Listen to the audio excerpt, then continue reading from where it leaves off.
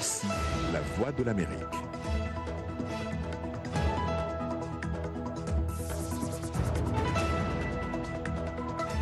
Mesdames, Messieurs, bonsoir. Bienvenue dans cette nouvelle édition de votre journal. On commence par les titres. La liberté de manifestation mise à mal au Togo. L'Assemblée nationale vient d'adopter une loi qui la restreint sévèrement, officiellement pour des raisons de sécurité.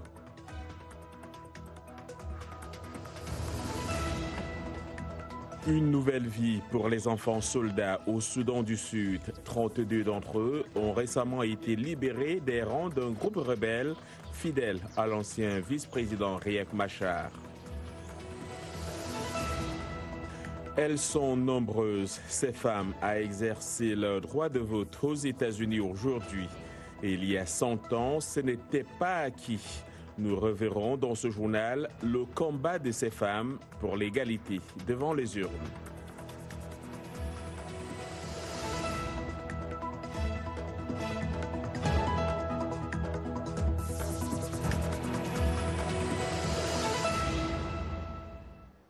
Bonsoir à tous. Au Burkina Faso, les avocats du général Gilbert Diendéré, l'un des présumés cerveaux du coup d'État, dénoncent un procès non équitable. Pour eux, les principes fondamentaux ont été violés et le parquet militaire a du mal à prouver la culpabilité de Gilbert Diendéré. Pour les organisations de la société civile, que le droit soit dit et que justice soit faite. De Ouagadougou, notre correspondant Lamine Traoré. Le général Gilbert Diendéré n'est pas l'auteur du coup d'État de septembre 2015 au Burkina. C'est ce qu'a annoncé sa défense. Selon elle, jusqu'aujourd'hui, le parquet militaire n'a pas pu démontrer la culpabilité du général dans ce putsch. En dehors du caractère public du procès, de la possibilité qui lui a été donnée d'être entendu par la juridiction de jugement, la plupart des principes élémentaires d'une justice équitable ont été malheureusement, littéralement violés. Le parquet militaire, malgré tous les moyens d'État dont il a disposé et usé, a été radicalement incapable de prouver véritablement la culpabilité du général Diendéré. La société civile, elle veut la lumière, rien que la lumière dans ce procès. Le général a sa part de responsabilité dans le coup d'État. Même s'il n'est pas auteur, il est au moins complice. Nous en savons quelque chose. Moi qui vous parle aujourd'hui, nous avons été déjà, on a orienté des gens vers nous pour tuer. Il faut que Diendéré assume. S'il avait assumé, peut-être qu'on n'était plus là. Le procès du coup d'État de septembre 2015 connaîtra bientôt son verdict. Hier, à la barre, le général Gilbert Diendéré, pour l'une de ses dernières déclarations pour la phase des plaidoiries, a dit témoigner toute sa compassion pour ces personnes décédées lors des événements de septembre 2015. Il s'est dit disposé à aider les autorités burkinabées dans la lutte contre le terrorisme. Et au Togo, l'Assemblée nationale a adopté mercredi soir une nouvelle loi qui restreint sévèrement la liberté de manifestation publique dans le pays. Officiellement, c'est pour des raisons de sécurité. Selon cette loi, les réunions ou les manifestations pacifiques sur la voie publique et dans les lieux publics ne peuvent se tenir avant 11 h et au-delà des 18 h. Cette nouvelle loi modifie un précédent texte datant de 2011. Le Togo a été secoué par une importante crise politique entre 2017 et 2018. Des dizaines de milliers de personnes sont régulièrement descendues dans les rues pour demander la démission du président Faure Gnassingbé et la limitation rétroactive du nombre de mandats présidentiels. Que pensent les Togolais de cette nouvelle loi? Kayla Osson a recueilli 2 réactions. Je vois que cette loi que l'Assemblée vient de voter donne plus la largesse au pouvoir d'interdire à une autre manière le peuple de se manifester. C'est une porte ouverte au pouvoir en place pour laisser, ou bien pour museler un peu le peuple, parce qu'ils ne veulent pas qu'il y ait des réactions par rapport peut-être à l'idée qui se cache derrière leur tête, certainement qu'ils veulent opprimer le peuple pour ne pas manifester. Aujourd'hui, je ne parlerai plus de manquement, mais une loi brisée. Une loi qui interdit toutes les manifestations au Togo. Une loi qui interdit toutes les réactions publiques au Togo. Une loi qui brime la liberté de manifestation dans notre pays, le Togo. Ceux qui sont au pouvoir, qui prétendent vouloir aussi postuler encore une fois à cette magistrature suprême, se préparent en conséquence. C'est pour cette raison que cette loi a été modifiée. Et moi, je constate simplement que c'est une violation flagrante des droits de l'homme dans notre pays. Mécontentement également au Mali, où le syndicat des travailleurs de l'hôpital Gabriel Touré de Bamako a entamé depuis hier un mouvement de grève de 72 heures. Les agents de santé réclament de meilleures conditions de travail. Pourtant, l'année dernière, après 38 jours de grève, la plateforme des syndicats de la santé du Mali avait trouvé un accord avec le gouvernement. Pour le docteur Mama Koumaré, secrétaire général du ministère malien de la Santé, sur les 10 points de revendication du syndicat, 6 font l'objet d'accords avec le gouvernement et 4 sont en désaccord total ou partiel. Modibo Ndembele a joint Jimé Keïta, secrétaire général du syndicat de l'hôpital Gabriel Touré à Bamako. Je vous propose de l'écouter. Cet hôpital, tout manque des simples alcool, les gants, même du simple papier pour prescrire les ordonnances manque. Ni c'était cette grève où les autorités ont quand même essayé d'apporter quelques papiers. Il y a aussi un sérieux problème. L'hôpital Gabriel Touré a été privé de son budget de fonctionnement. Ce budget qui était de 1 milliard en 2013 a été ramené jusqu'à 200 millions. Et avec 200 millions, on ne peut pas faire un CHU, il ne faut pas se leurrer. Le département surtout de la pédiatrie qui souffre de manque criard de personnel et de plateaux techniques adéquats. Avec le bloc coopératoire qui ne fonctionne pas, il y a souvent 2 infirmières pour 40 enfants, alors que la norme est de 2 infirmières pour 3 enfants. Nous nous disons que c'est impossible. Il faut vraiment recruter du personnel qualifié. Il faut doter l'hôpital d'un budget conséquent. Au Soudan, des procédures judiciaires ont été ouvertes sur la disparition de 11 personnes lors de la répression meurtrière en juin d'un sitting devant le siège de l'armée à Khartoum. Le nombre de personnes disparues lors du sitting dont le cas a été documenté et pour lesquelles des procédures judiciaires ont été ouvertes est de 11, a déclaré Shaki Yacoub, un avocat de l'association des professionnels soudanais. Selon un comité de médecins proche du mouvement de contestation, au moins 127 personnes sont mortes le 3 juin pendant la dispersion musclée d'un rassemblement devant le QG de l'armée à Khartoum.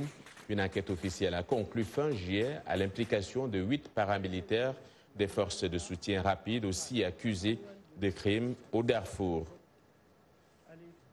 Après 3 mois de négociations entre une agence des Nations Unies et les groupes armés, 32 garçons ont récemment été libérés des rangs de l'armée du parti de l'opposition du peuple soudanais, un groupe rebelle fidèle à l'ancien vice-président Riek Machar. Une nouvelle vie commence pour ces anciens enfants soldats qui vont maintenant être réunis avec leurs familles. Plus de détails, Blanche Sanou. Selon les chiffres de l'UNICEF, environ 12 000 enfants ont été enrôlés comme soldats, aussi bien par l'armée sud-soudanaise que par les rebelles depuis le début de la guerre. Après avoir passé les dernières années à se battre, les enfants seront désormais confrontés au défi de se réintégrer dans leur communauté. Leur nouveau départ est plutôt bien reçu par leur famille. Tout le monde pleurait au téléphone lorsque nous les avons appelés. La plupart d'entre eux nous ont dit qu'ils n'étaient pas certains de revoir leurs enfants. Il y avait beaucoup d'émotions et ils attendent définitivement leur retour. Le Soudan du Sud est plongé dans la guerre 2 ans après son indépendance en 2011 suite à un différend politique entre le président Salva Kiir et Riek Machar. Un conflit qui a provoqué la famine dans certaines parties du pays et déclenché la plus grande crise de réfugiés en Afrique depuis le génocide rwandais de 1994. Aujourd'hui, les 2 camps essaient de repartir sur de nouvelles bases. Ce qui est arrivé ces dernières années, nous devons y mettre fin. Nous devons trouver dans nos cœurs la réconciliation, le pardon et l'union, comme des frères d'un pays que nous avons libéré ensemble.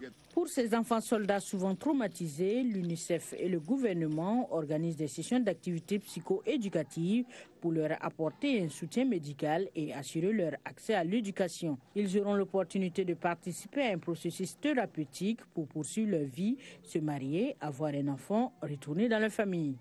En plus, ils bénéficient d'activités récréatives comme des matchs de football ou des ateliers de peinture.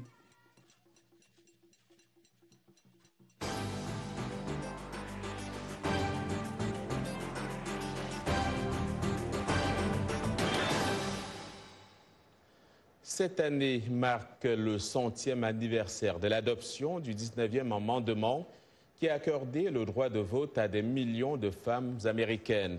À l'occasion du centenaire de la lutte des suffragettes pour le droit de vote, les archives nationales mettent l'accent sur le combat de ces femmes pour l'égalité devant les urnes. Elisabeth Chenef est allée voir l'exposition. Dili Diko raconte.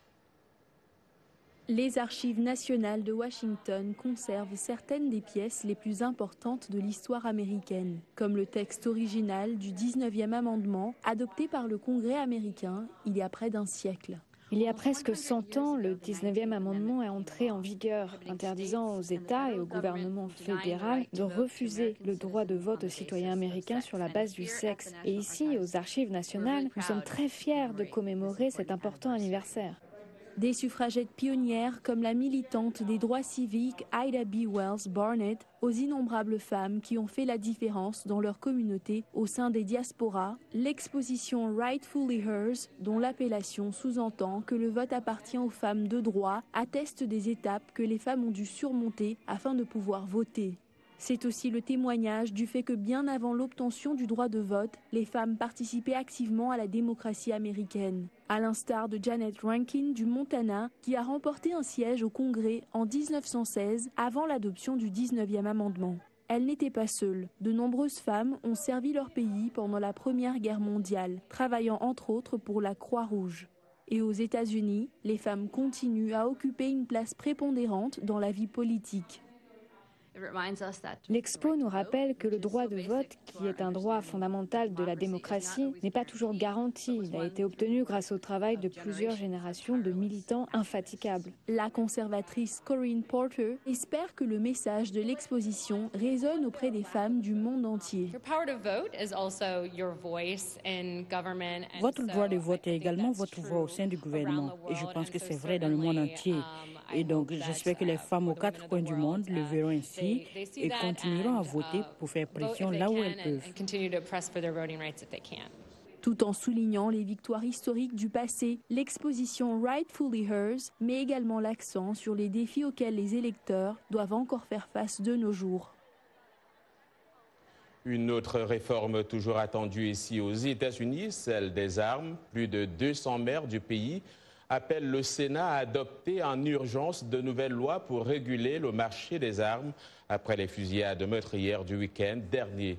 Les maires, tant républicains que démocrates, demandent au leader du Sénat de convoquer une session extraordinaire et d'organiser un vote sur 2 projets de loi déjà adoptés à la Chambre des représentants. Ces textes prévoient d'étendre les contrôles des antécédents des acheteurs à l'ensemble des transactions, y compris aux ventes d'armes entre particuliers ou lors de foires aux armes, et d'allonger à 10 jours la durée entre ce contrôle et la livraison des armes.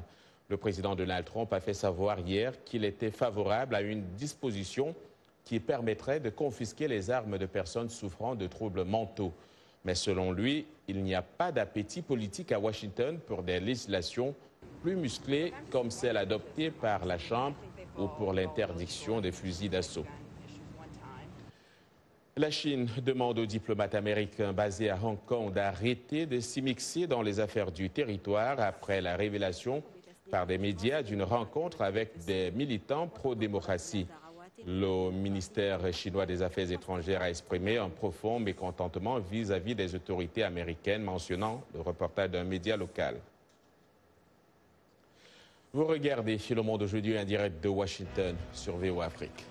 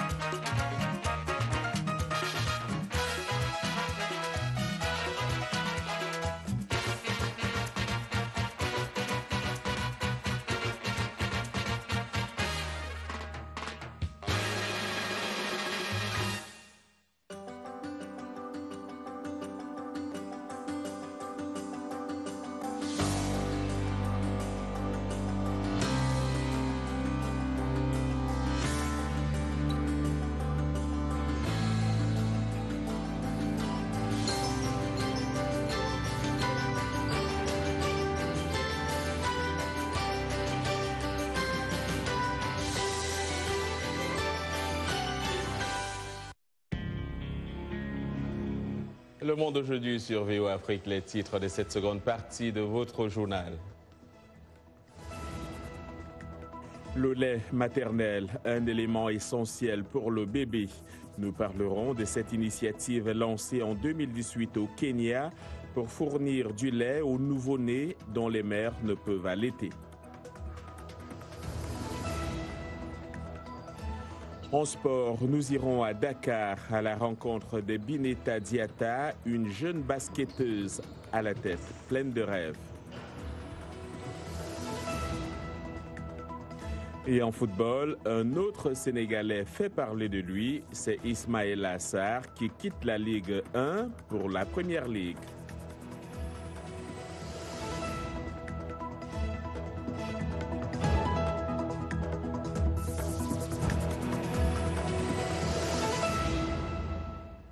Aujourd'hui, c'est jeudi et comme tous les jeudis, nous recevons notre collègue Mohamedou Oumfa pour la rubrique consacrée à la santé.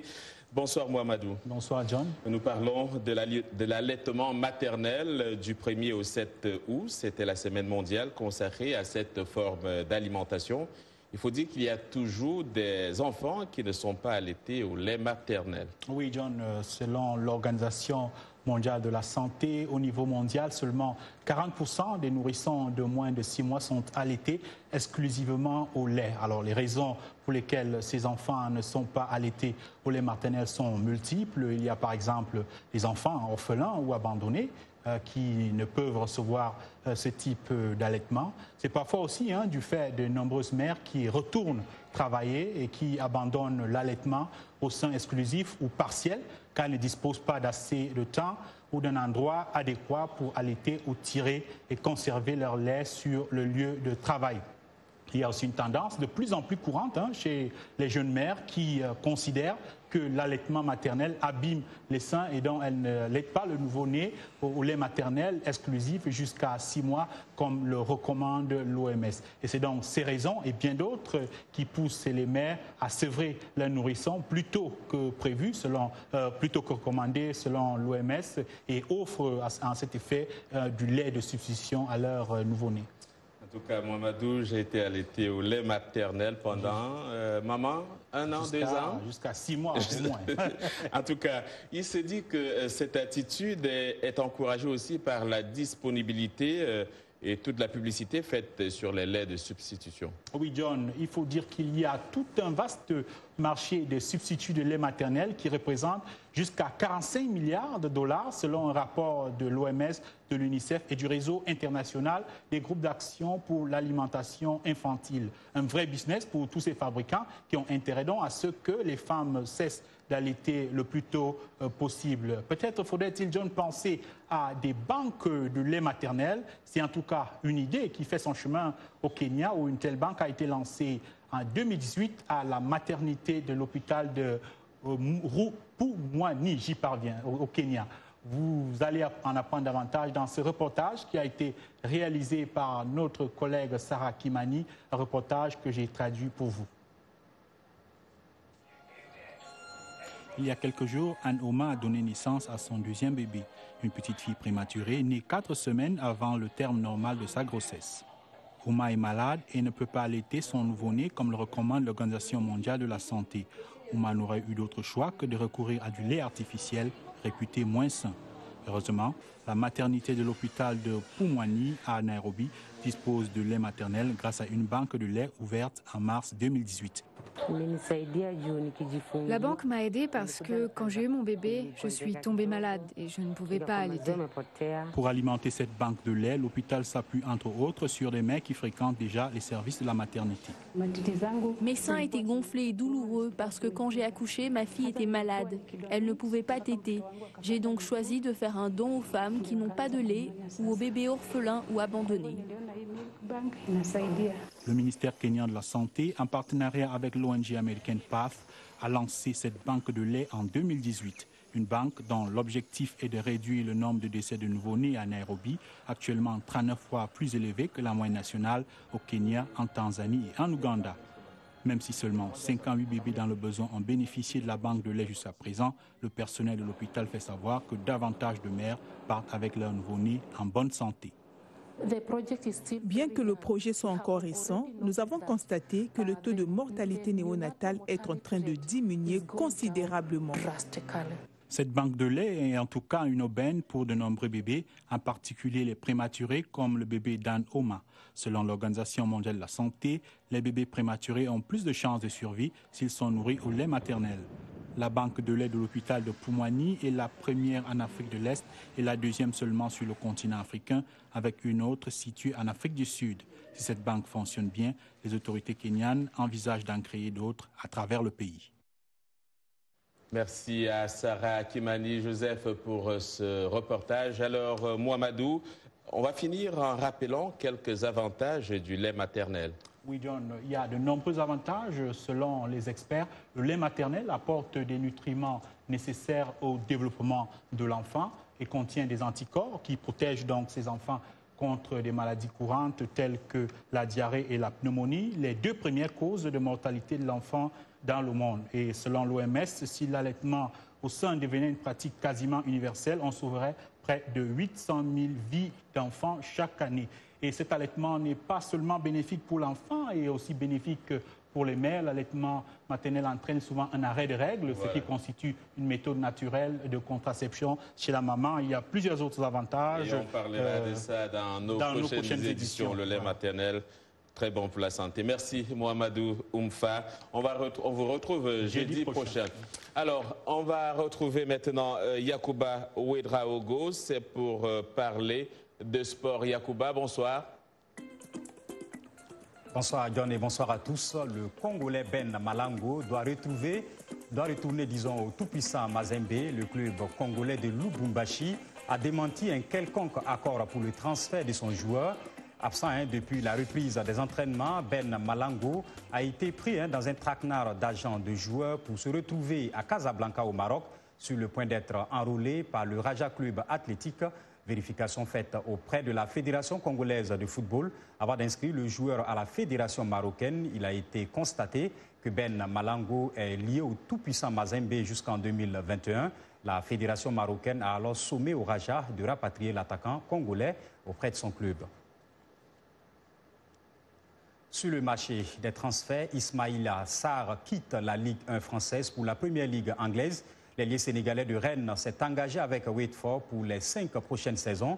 Et selon France Football, le club anglais a déboursé environ 35 millions d'euros pour attirer le joueur de 21 ans. De son côté, l'Inter de Milan a officialisé l'arrivée de l'attaquant international belge d'origine congolaise Romelu Lukaku en provenance de Manchester United.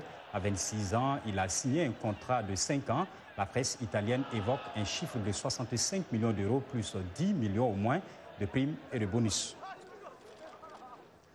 En basketball, le Mali se prépare pour l'Afro-Basket Dames qui aura lieu à Dakar. Du 10 au 18 août prochain, les Maliennes partagent la même poule que l'Angola et la République démocratique du Congo et veulent aller le plus loin possible dans le tournoi. Suivez. L'objectif, c'est d'aller en demi-finale. On est une équipe jeune. Il ne faut pas que la jeunesse soit un inconvénient. Il faut que la jeunesse soit un avantage. L'expérience va compter aussi parce qu'il y a 2 matchs de moins par rapport au dernier format de la Coupe d'Afrique. Donc, il faut être tout de suite prêt et dans le vif du sujet. C'est là où on travaille beaucoup sur le mental de nos joueuses, d'avoir des jeunes joueuses intelligentes et avec beaucoup de maturité. Toujours en basket, nous prenons la direction de Dakar, la capitale sénégalaise, pour retrouver une jeune basketteuse pleine, avec la tête pleine de rêves, comme le disait John. Vous le savez, devenir champion sportif exige beaucoup de passion et de travail. Telles sont les qualités que développe Bineta Diatta, qui a participé au camp basketball Without Borders, où elle a été distinguée. Bineta pense que c'est désormais possible aux femmes africaines de devenir des stars de la balle au panier. Suivez. Bineta Diatta, 16 ans, a passé une semaine à perfectionner ses compétences en dribblant, tirant et se défendant au cours des entraînements intensifs au camp de basketball sans frontières. Elle a commencé à pratiquer cette discipline aux États-Unis à l'âge de 8 ans. Mais c'est lorsqu'elle est revenue au Sénégal et a rejoint l'Académie CID à Thiès en 2016 qu'elle a aiguisé sa passion tout en étant consciente des difficultés. Si en Afrique, ce n'est pas toujours les femmes qui ont les mêmes opportunités que les hommes, c'est évident. Mais ici au Sénégal, on se modernise un peu. Tout le monde, on voit les femmes comme les garçons comme les hommes. Ils sont au même pied d'égalité. Bineta a grandi comme une triplée. Son frère Boubacar et sa sœur Ndias jouent tous les deux au basketball. Sa mère, Astou Ndiaye, a évolué avec l'équipe nationale sénégalaise et a été championne de la WNBA en 2003. Elle est présentement la directrice technique associée de la NBA Academy Africa. Malgré sa brillante carrière sportive, Astou n'a guère bénéficié de structure ni de soutien pour atteindre son niveau. Aujourd'hui, les choses sont différentes pour les jeunes athlètes sénégalaises. C'est énorme car cela les garde dans le système scolaire, leur donne des options afin qu'elles puissent faire du sport et aller à l'école en même temps. Un cadre idéal pour jouer au basket et viser haut. Je veux jouer dans mon équipe nationale au Sénégal et un jour je veux rejoindre la WNBA. Des rêves en voie de réalisation car à la fin du camp BWB, Bineta a reçu le prix de la meilleure joueuse, faisant d'elle l'une des jeunes basketteuses les plus prometteuses du continent. Courage donc, Bineta, et à vous. On se dit à demain. À demain, Yacouba Ouedraogo, et plongeons-nous dans le fond des océans à la découverte de ce requin, le deuxième plus grand sur Terre. Sa longueur peut atteindre 9 mètres ou plus et peser jusqu'à 5 tonnes. Sa bouche a la forme d'une grotte qui peut mesurer jusqu'à 1 mètre de large. La vie de cet énorme requin à l'abri des regards indistraits a été capturée par un véhicule sous-marin autonome Remus Sharkcam aux caméras de requins. L'expédition a eu lieu en juillet au large des côtes d'Écosse. L'unité qui rappelle une torpille a été développée par des spécialistes d'un organisme de recherche à but non lucratif du Massachusetts pour observer les requins et autres représentants de la faune marine. Un phare a été fixé sur leur corps sur lequel un film et d'autres équipements sont orientés. Avec Sharkcam, les chercheurs espèrent combler les lacunes dans les connaissances sur les interactions sociales, les comportements des individus, ou plutôt des comportements individuels et de groupes de la vie sexuelle des requins géants. Voilà, c'est avec ces requins qu'on met un terme à ce journal. Merci à vous d'avoir suivi. Demain est un autre jour. Excellente soirée à toutes et à tous.